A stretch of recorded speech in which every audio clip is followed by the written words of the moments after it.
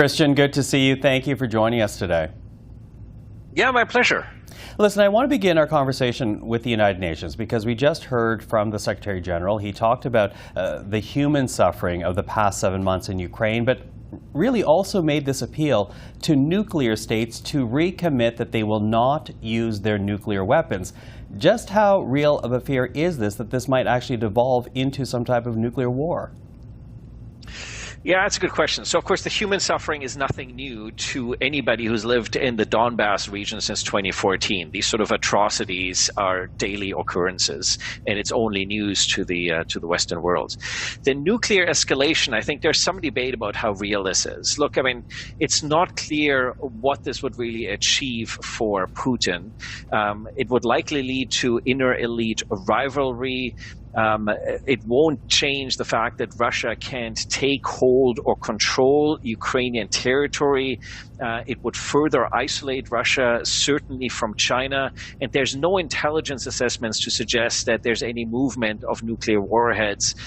So in that sense, it looks like this is more a negotiating gambit by Putin, in the same way that he's basically used the nuclear power plant at Zaporizhia as a negotiating token, knowing that there are significant fears in continental Europe and especially Germany about nuclear escalation. And so trying to get Western countries, I think, to back off from the prospect of sending more weapons, and in particular better tanks and more precision-guided munitions to Ukraine. Now, part of Putin's strategy here seems to be also to formalize the territory in which Russian forces now find themselves, because he is, as you know, trying to organize these referenda in Russian-controlled areas of Ukraine as a means of annexing that territory. So how concerning is that kind of development? Yeah, again, I think this is a negotiation strategy. Now, of course, as we've already seen, I mean, in international relations, you're only really independent or belong to another state if you're recognized as such, and the international community has made it clear they're not recognizing it. I think this is a gambit by Putin to essentially make these part of Russia, and so that any counterattack by Ukrainian forces would not now be considered by Russia, and that's the signal, an attack on Russian territory. And this is why Putin, in his speech to the nation, in mobilizing the 300,000 soldiers, at least initially, even though the decree is much broader than that, is sort of a signal that the West and NATO pose an existential threat to Russia, and by annexing these territories, it allows him to amplify that narrative. So it's both, I think, intended for a domestic audience in Russia, but it's also intended to send a signal towards Ukraine to try to get them to back off on counteroffensives. And I think it shows just how concerned Putin is that his military may well not stand up against further counteroffensives by Ukraine.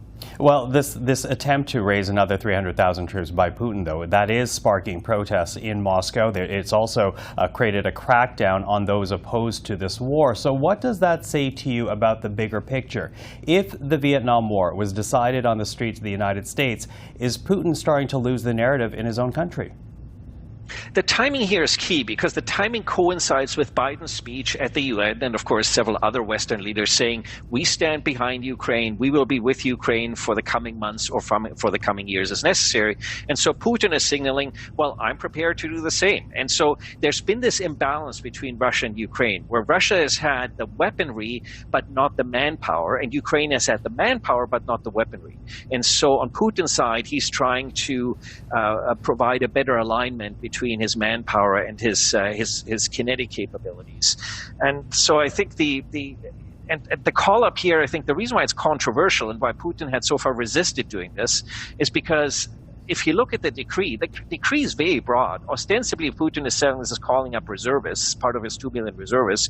But in practice, anybody can be drafted under this decree. And so it will provide a bit of a legitimation, I think, challenge to the Putin regime. And it means he's going to counter that by more coercive measures and by even more propaganda. We saw this in his speech of essentially explaining this as an existential threat that the West and Ukraine had created.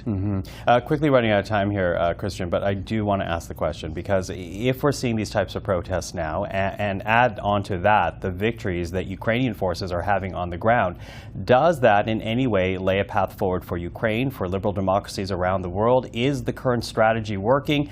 Does there need to be an escalation of any kind, be they sanctions, weapons, or funding? Well, if nothing else, Putin calling up 300,000 soldiers is a clear signal that any proposal by Putin to negotiate is completely absurd, because you don't have a mass mobilization if you're looking to negotiate. And so I think it reinforces, certainly for the Ukrainians, that there's no point on sitting down with the Russians and that the Russians can't be trusted. And so that the only way forward is for Ukraine to maintain the initiative that they now have on the battlefield and to push back the Russian defensive lines as far as they possibly can before the fall and winter sets in, the terrain gets muddy and impassable, and the Russians will then use that stalemate in the winter to reinforce their defensive positions. Christian, always good to get your insight. Thank you for this. Appreciate it. Real pleasure. Take care. You too.